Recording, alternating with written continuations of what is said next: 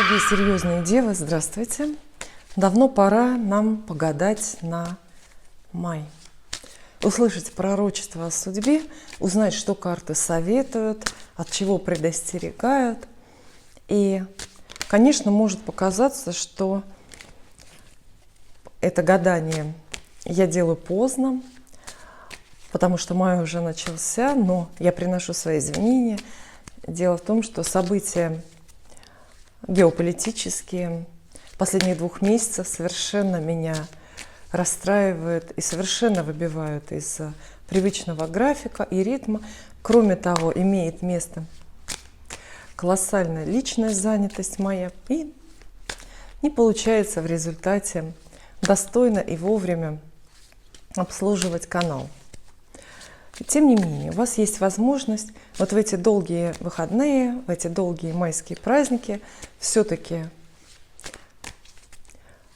это гадание посмотреть и в чем-то сориентироваться. Я всегда убеждаю себя, хочется в это верить, в то, что мои гадания, мои старания вам приносят пользу и помогают хоть немножко жить. Конечно же, май будет очень разным. Он будет своим у каждого, но есть нечто, что нас объединяет в этот раз. Это сложный или какой-то, несколько парадоксальный астрологический фон. Картина на небе такая, с 10 мая наш любимый Меркурий, ваш, в том числе любимый Меркурий, потому что для вас это планета-покровитель. Теоретически, наверное, получается, что девы особенно зависимы от движения Меркурия, от того, куда он движется, прямо или обратно. Итак, с 10 мая ваш любимый Меркурий, планета, которая определяет выбор каждого дня, становится ретроградным. И проявляется он очень по-разному, но проявляется всегда. И самое главное, что он говорит, не начинайте нового. Он выставляет вот такой вот забор против начинаний, против новых дел и против даже новых мечтаний, что ли. Новые планы, тем более новые дела под ретро-меркурием либо не получится совсем, либо, если получится, то куда-то не туда вас заведут. И об этом, может быть, придется пожалеть. И очень скоро. Но под ретро-меркурием очень правильно возвращаться к заброшенным проектам, старым, и исправлять, работу над ошибками делать, над ошибками прошлого, и что-то реанимировать. Закрывать те самые гештальты, которых мы всегда много-много шлейфом за собой оставляем. Ретроградный Меркурий для этого к нам является трижды в год. Но основная его задача, не дать пройти ничему новому в нашу жизнь и не дать нам начать ни одного нового пути. И в то же время прослеживается совершенно противоположная тенденция, совершенно противоположная сила. Это коридор затмений, который длится с 30 апреля, начинается с солнечным затмением и закроется лунным затмением 16 мая. А вот коридор затмений, этот самый, наоборот, приглашает, зовет, манит нас. Идите, начинайте новое. Он открывает некий портал, перезагружает Вселенную, открывает перед нами все двери. Очень привлекательно. Работа, роман новый, покупки, дороги, все.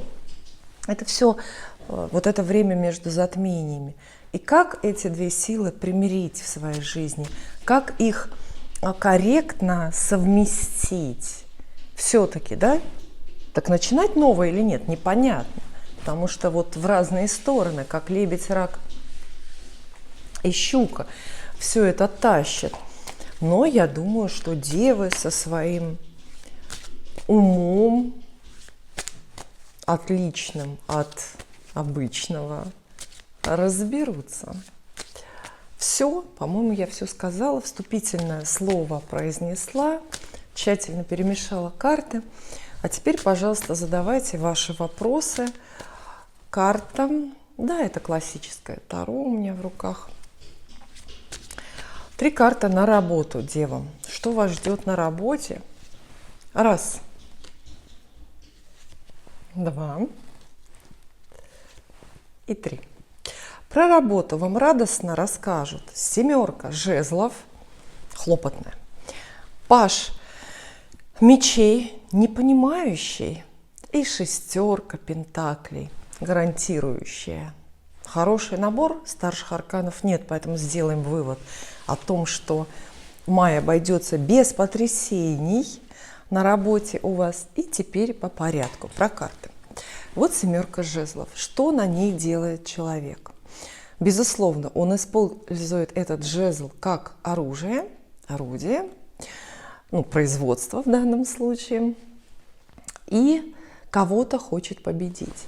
Но, видите, мы не видим здесь его соперников, мы видим, что они где-то внизу, то есть он заведомо уже победил.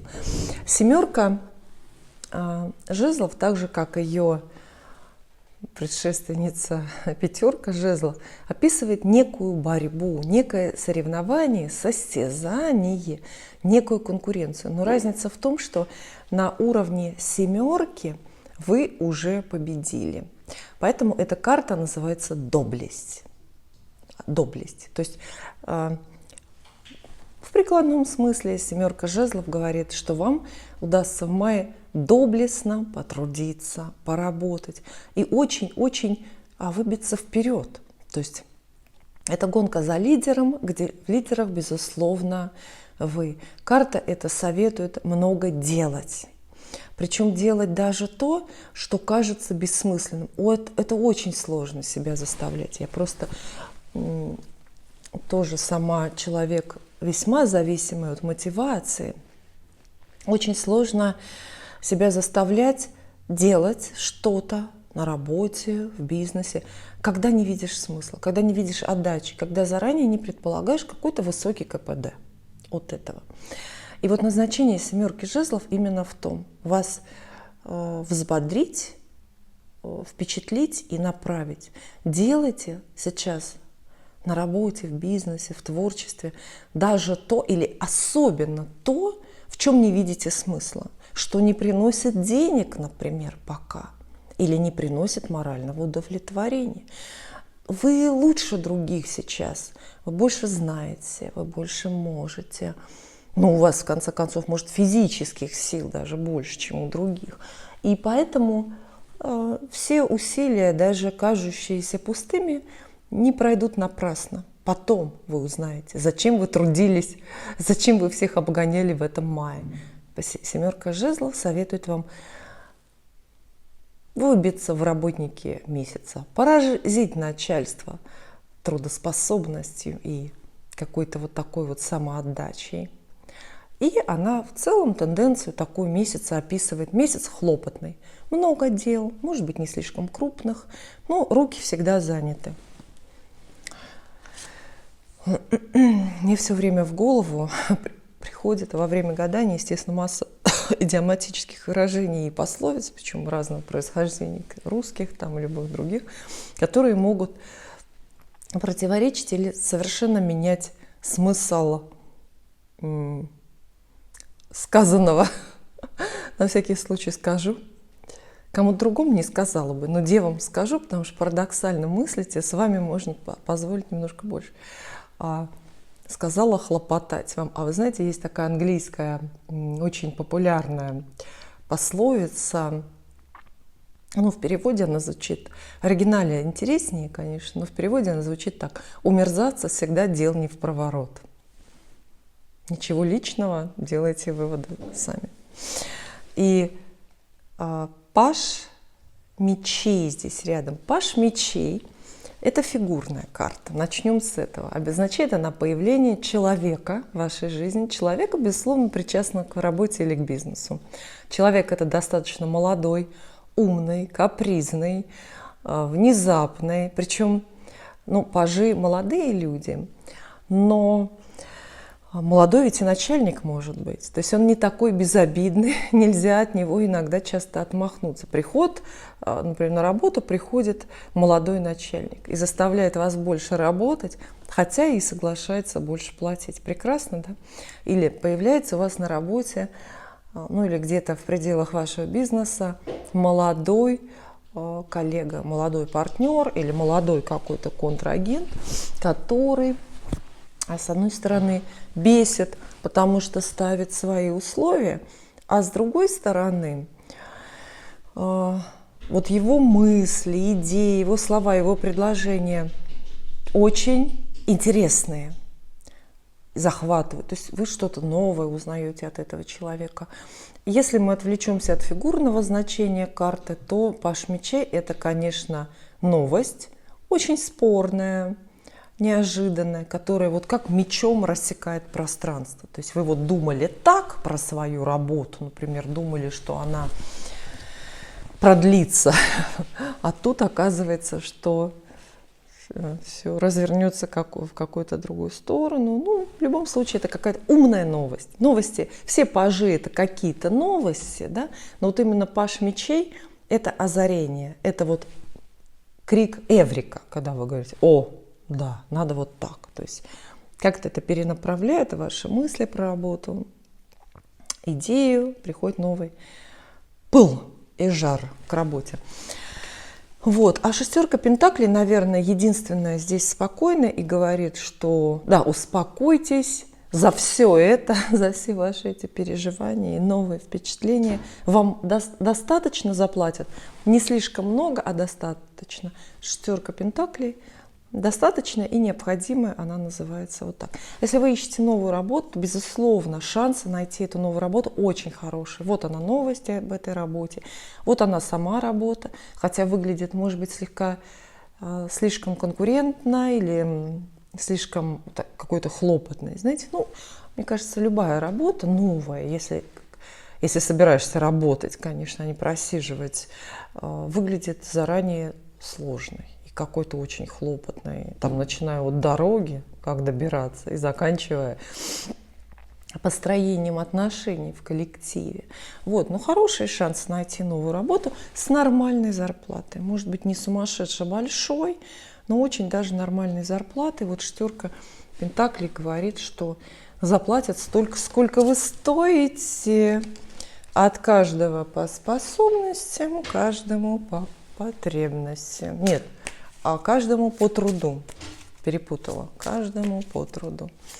И вот так плавно мы переходим к теме денег. Тема денег, опять же, всегда актуальна для всех.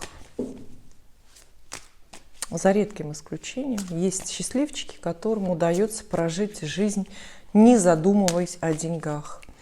Их единицы в мире, во всем мире. И надо, в принципе, туда, конечно, стремиться, примкнуть к этому небольшому отряду. Но не надо заранее рассчитывать, что вам так повезет.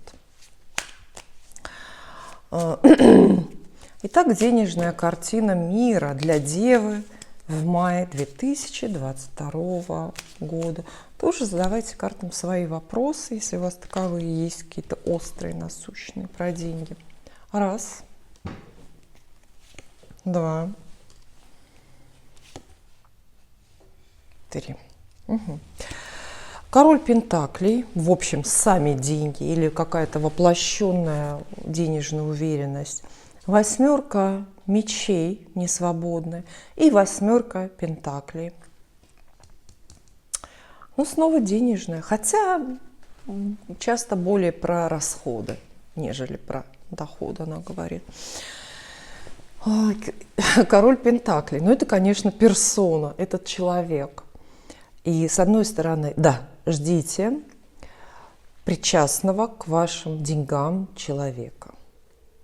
Он хорош, к вам может относиться достаточно нейтрально, равнодушно, но от него идут сами деньги, а также уверенность в финансовом будущем для вас.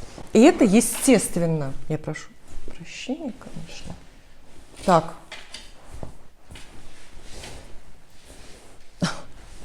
невозможно просто это не отреагировать. Здесь совершенно непотребные, недопустимые вещи творятся. Просто поверьте, просто поверьте. Просто поверьте. Недопустимые вещи творятся. Это ненадолго. Я вам могу даже виновницу торжества показать. Вот.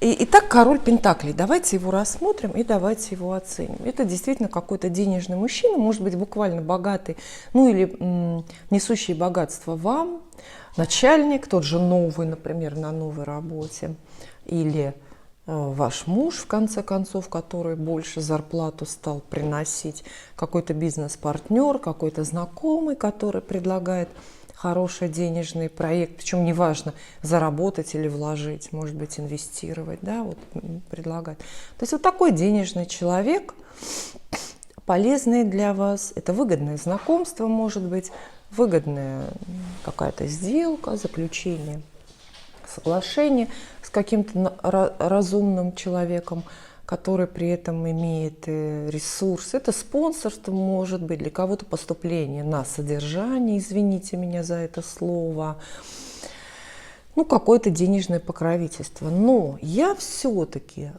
придерживаюсь такой идеи, что зачем нам посредники между нами и деньгами. Поэтому в некоторых случаях король Пентаклей – это вы. Вроде карта мужская, да, вы в большинстве женщины, но это сути не меняет. Король Пентаклей, если вы себя сможете отождествить с этой картой, король Пентаклей говорит о том, что вы чувствуете себя богатым человеком. То есть это богатый человек. Хорошо иметь рядом в окружении богатых людей, ну уж лучше, чем бедных. Но лучше быть богатым самому. И тогда уже вы выступаете и покровителем, и спонсором, и полезным знакомым, выгодным для кого-то. Но тем не менее карта фигурная, поэтому она, вот эти денежные новости, денежные тенденции очень что? Персонифицирует, привязывает к какой-то персоне. И это может быть, опять же, персона, это как другой человек. Вот.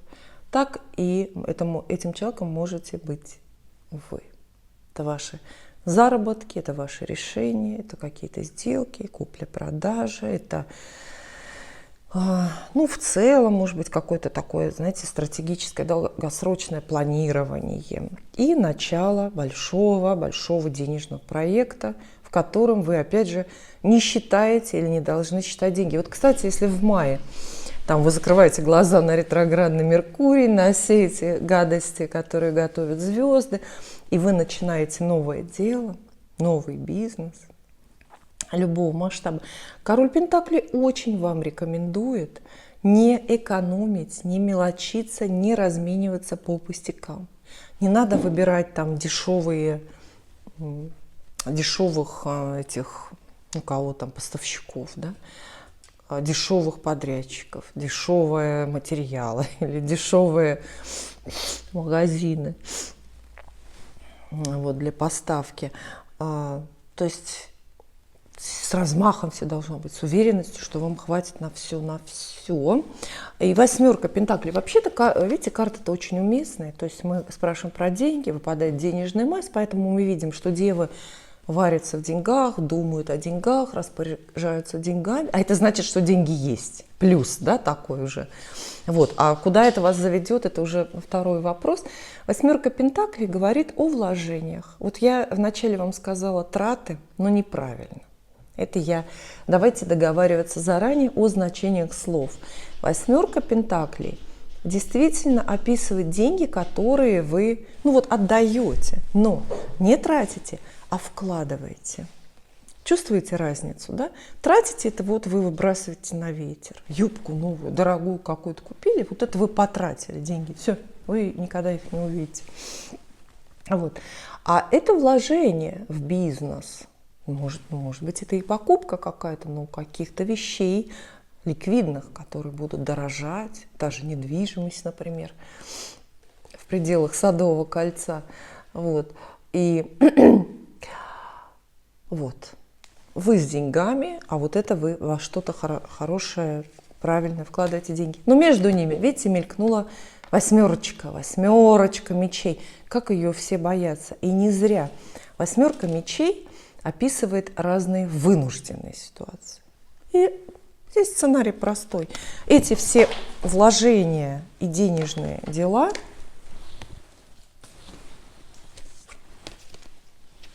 у вас вынужденные целиком или отчасти. Вы вкладываете деньги в бизнес, например, в собственный или в дом, что-то покупаете, но не потому, что вы это хотите. Вы, может быть, их придержали бы, припрятали или потратили на удовольствие. А вас вынуждают люди и обстоятельства. Знаете, как заставляют? Это может быть и вот этот король Пентаклей, который явился и говорит вам: зачем ты держишь деньги там-то и там-то? Нет, ты обязан их вот вложить в мой бизнес. Есть здесь подчиненная позиция ваша? Есть. Несвобода есть, страхи, связанные с давлением, есть, но результата плохого нет. То есть вот в таком окружении, среди таких соседних карт, восьмерка мечей не такая уж плохая и страшная. И, может быть, вот эти вынуждающие что-то предпринимать с деньгами обстоятельства не так уж плохи. И как раз это все к лучшему. И потом спасибо скажете, потому что сами бы не решились, например, потратиться, что-то выгодное купить. Вот. В целом очень даже неплохо. Деньги есть, деньги будут, деньги можно выращивать и отращивать. Немножко под давлением обстоятельств. Ну, ладно.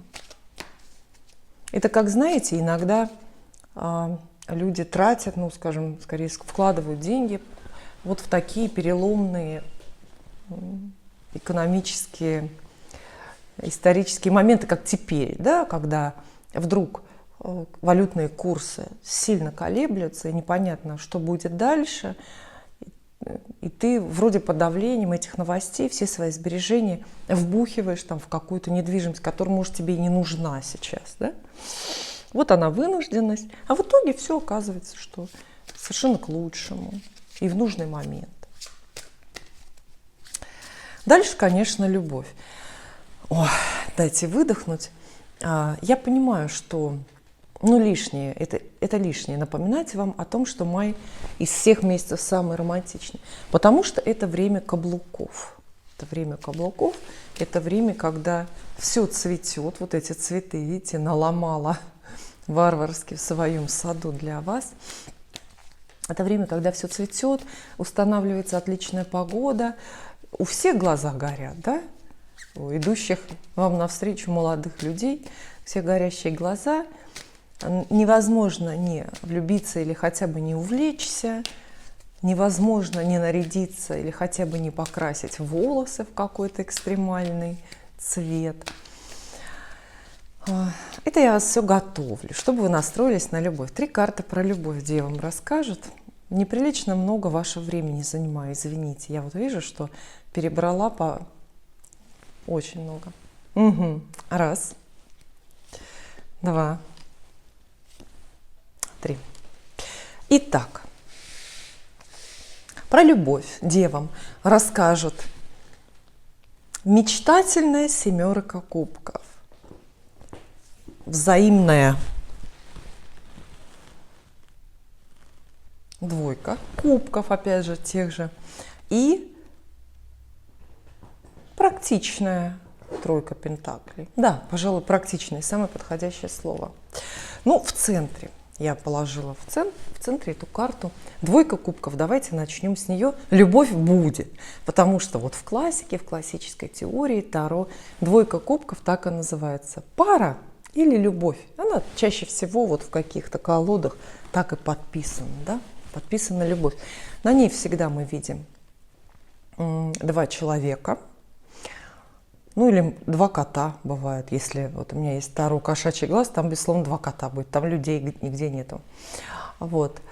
Ну, 2 человека, это мужчина и женщина, которые, ну, вот здесь вот кубки друг другу протягивают. Понятно, что кубки – это метафора, это некий образ. В этих кубках их сердца, то есть они сердце в подарок, как драгоценный бокал, друг другу вручают. Все это очень романтично. Интересно, что это будет экскурс такой для тех, кто любит нырять в историю, в теорию Таро. Интересно, что на двойке кубков вы всегда увидите мужчину и женщину одного роста. Вот вы когда-нибудь думали об этом, задумывались? Вот строго прям по линеечке, они одного роста, они одной комплекции, одного веса явно, да, ну вот одного веса же.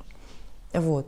И они очень одинаково одеты, они похожи даже лицом, у них похожие прически.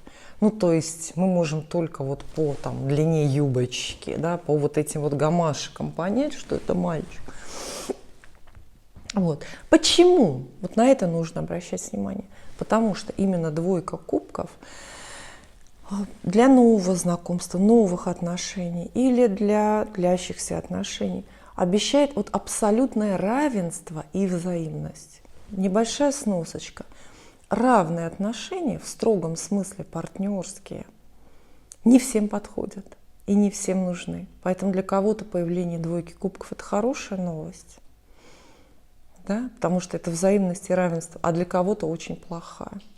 Если вы, например, любите невзаимные отношения, а вам нравится, чтобы парень вас сильно любил, чтобы он прям вот с ума сходил, ночей не спал, а вы бы относились к нему равнодушно, ну, только позволяли себя любить, там, как бы держали его на дистанции. Если для вас такая схема более интересная, а таких людей много, это обусловлено гороскопом рождения во многом, то двойка кубков вам неинтересна абсолютно, потому что здесь вам придется отвечать чувством на чувство, вам придется отвечать поступком на поступок, вам придется сравняться с этим человеком. Или вы, наоборот, любите партнеру подчиняться. То есть вам нужно, чтобы ваш муж был сильно богаче вас, сильно умнее, сильно, ну, как бы более социально значимым. Это тоже в гороскопе предполагается очень у многих женщин, вот, очень у многих.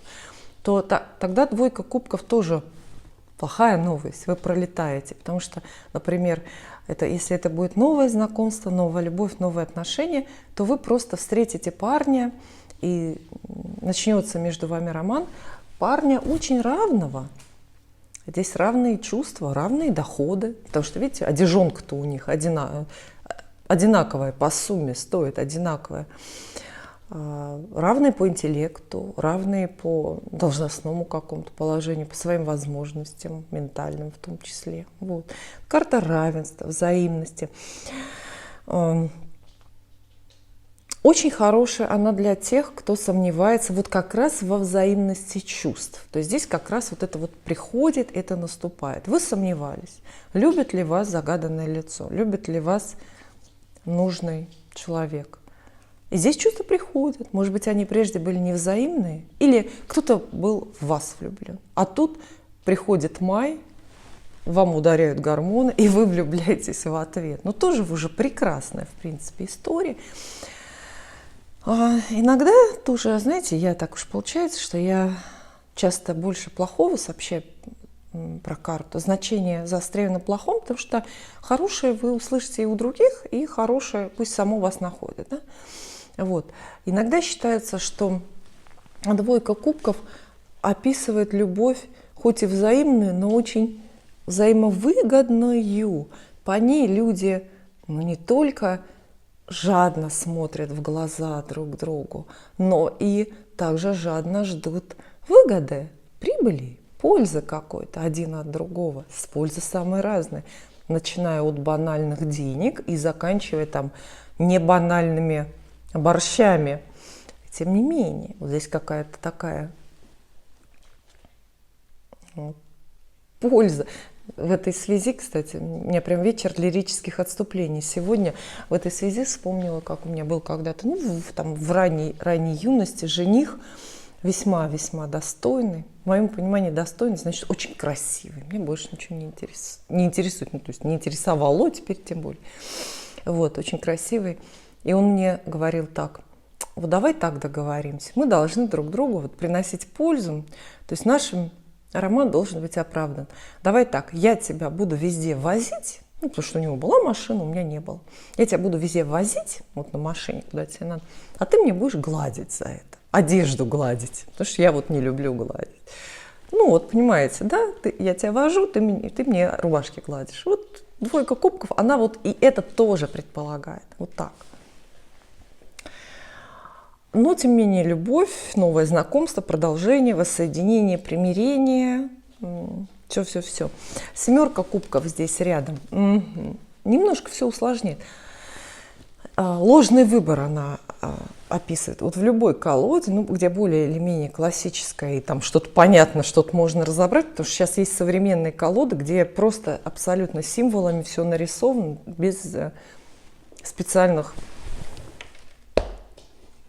без спецподготовки не разберешь, что хотел сказать автор. Мне мешает электорат, очень вмешивается. Семерка кубков. Человек стоит всегда к нам спиной.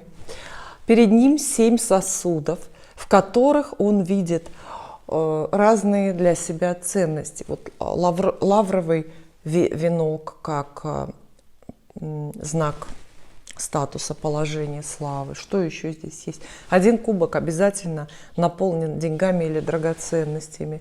Еще в каком-то кубке будет, в общем, все, что хотите, все, что только вам в голову придет. То есть это ложный выбор. Это ложный выбор в любви для вас. Ложный выбор – это иллюзия выбора. Это то, что в большинстве, знаете, возникает у людей иллюзия выбора или иллюзия востребованности.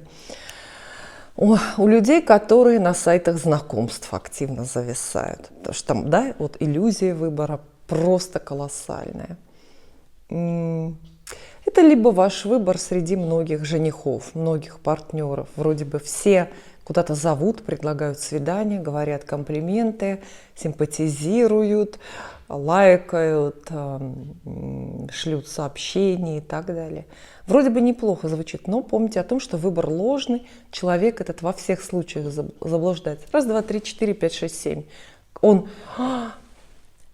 прям разрывается, не знает, какой ему кубок схватить, какой, потому что ему кажется, что вот судьба прям вот осчастливила и так много предлагают. Если мы это ассоциируем с женихами, с вашими, то один умный, да, это вот где змея, я думаю, другой богатый, а третий должность имеет высокую, у четвертого замок, дом какой-то хороший в Барвихе, в этом, на Рублевке, вот, ну и так далее, лицо тут, что не знаю, что олицетворяет.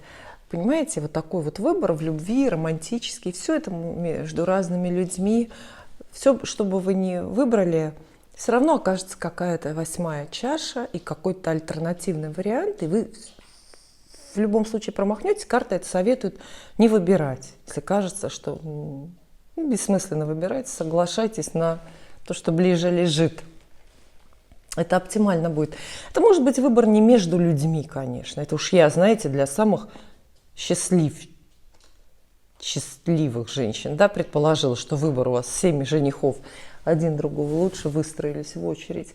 Это может быть выбор между тем, что предлагает любовная ситуация вам сейчас. Тот же самый новый знакомый. А он один, но он предлагает разное. Вы не знаете, за что схватить. Это и чувство, и возможность брака, и поездка, и там, в общем, много всего тоже. Ну, в общем, не тратьте свою энергию на выбор. Это все, что вам карта советует. Тройка пентаклей здесь еще есть. Она очень такая бытовая, простенькая, проходная. Она говорит, что отношения благополучно продолжатся. Ну, это если вы волнуетесь за расставание, например, предполагаете какое-то расставание или какие-то опасности, там, измены в мае. Нет, очень благополучно все продолжится. Это вообще любая тройка, это карта продолжения, иногда плохого, иногда хорошего, но это такое продолжение с гарантией.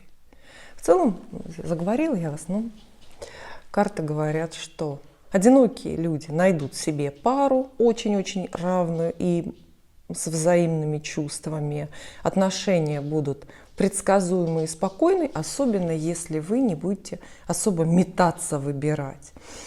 Для тех, кто в ссоре, случится примирение, и тоже оно будет довольно такое, знаете, спокойное, бытовое, то есть ничего слишком, ничего сверхъестественного. Вот. И для тех, у кого, допустим, есть и так брак длящийся, то он, безусловно, длится. Может быть, вы станете друг к другу немного ближе или друг для друга немного полезнее или выгоднее. Вот так. Все очень даже хорошо. Для тех, кто не жаждет страстей, если сердце ваше пылает и вам хочется просто, чтобы там шекспировский сценарий май принес, то нет. Этого пока нет. Может быть, будет позже. К июню-то мы должны еще раз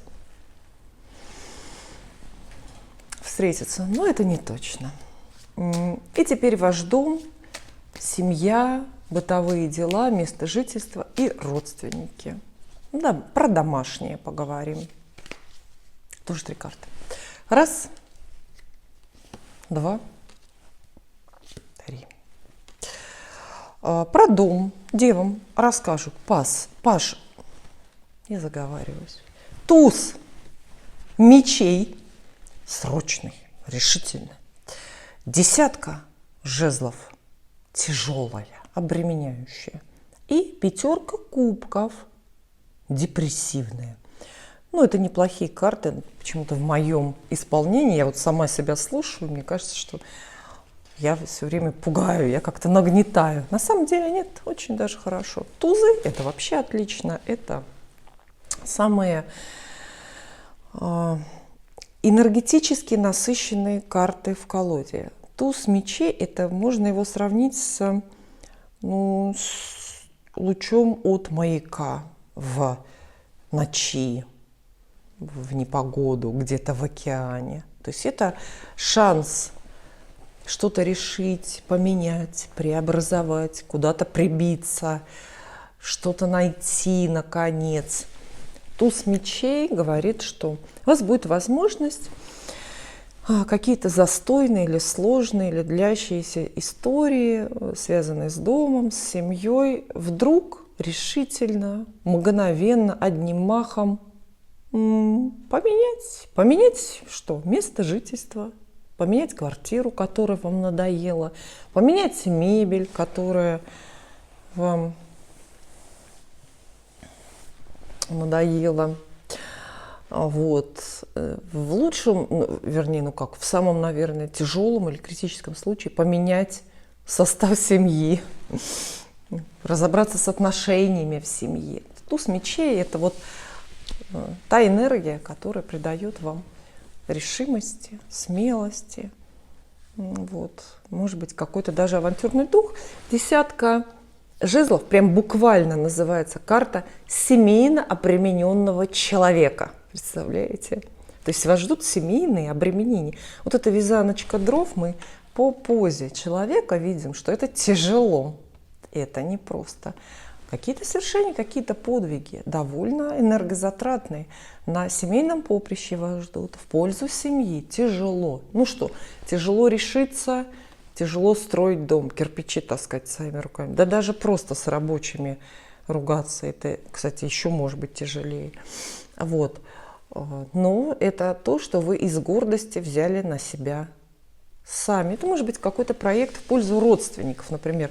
Вот вы решились свозить всю семью своей двоюродной сестры и всех ее 6 детей летом, в мае, мы на май гадаем, на курорт, например. Куда-то там, не знаю, в Анапу. Почему сказала Анапа? Она существует? Анапа есть вообще еще? Не знаю, просто давно не сталкивалась с этим. Нас возили в Анапу. Вот. И видите, да, вот вы решились, взяли на себя это бремя, ответственность из гордости, потому что вам хочется выглядеть вот таким вот спонсором, покровителем для всей семьи. Ну и продолжайте, это все будет очень правильно. Проблема или беда может быть такой незначительной, чисто эмоциональной, но пройдет само и довольно быстро. Видите, разочарование. Вот как по нотам. Раз, два, три. Вы беретесь решительно, срочно за какой-то семейный проект, домашний, семейный, да, бюджетный. О недвижимости может идти речь. Знаете, вдруг выдохнуть и купить что-то, может влезть в долги, купить недвижимость какую-то, да. И вроде бы вы сами этого захотели, и на подсознательном и бессознательном уровне понимаете, что это очень правильно и необходимо, но при этом разочарованы. Временно какая-то острая разочарованность есть. Усталость. Это может быть разочарованность, даже депрессия какая-то от усталости, от вот этих семейных, домашних каких-то обременений. И тем не менее карты совет дают однозначный: решайтесь. Потому что тузы просто так не выпадают. Тузы — это шансы. То есть у вас вот будет такой шанс что-то невозможное, даже непосильное сделать, взвалить на себя в это время. И вы обязательно не пожалеете об этом. Вы обязательно потом вспомните и даже удивитесь, как у меня хватило смелости и сил такое провернуть, с таким справиться. Но это будет все равно такая страничка славы в вашей биографии какой-то семейной. А разочарованность или усталость быстро пройдут. Всегда же нужно думать о том, что будет ценно через 5 лет, а не то, что пугает или радует именно сейчас. Мы, кстати, об этом забываем. Но я так хочу сделать такой вывод и такое напутствие дать всем девам в конце моего гадания, моего видео. Да, давайте, вот хорошо, пришел этот абзац мне, давайте думать и ценить то, что будет ценным, то, что будет иметь значение для нас через 5 лет. И не будем забивать голову вот этими сиюминутными, короткими переживаниями. Я давно этот принцип использую, с переменным успехом, естественно. Но если вы чувствуете, что у вас бьется сердце, вы нервничаете из-за чего-то, очень всегда меряйте вот этим временем 5 лет. Вот вы нервничаете сегодня, ходите из угла в угол, себе места не находите, что-то прям вам надо выбрать, решить, или вы из-за чего-то раскаиваетесь, боитесь или сожалеете, говорите себе, будет ли эта тема, этот эпизод таким же ценным для меня через 5 лет. Это очень хорошо проясняет, расставляет все по местам. Если вы говорите, о, конечно, нет, вообще не вспомню. Все, вы выключаете нервы, успокаиваетесь, спокойно спите, к вам возвращается аппетит. А если вы говорите да, то тогда все время, всю энергию, все ресурсы вы должны тратить только на это. Приношу свои извинения за такое долгое видео. Тем не менее, очень рассчитываю быть кому-то полезной. Увидимся.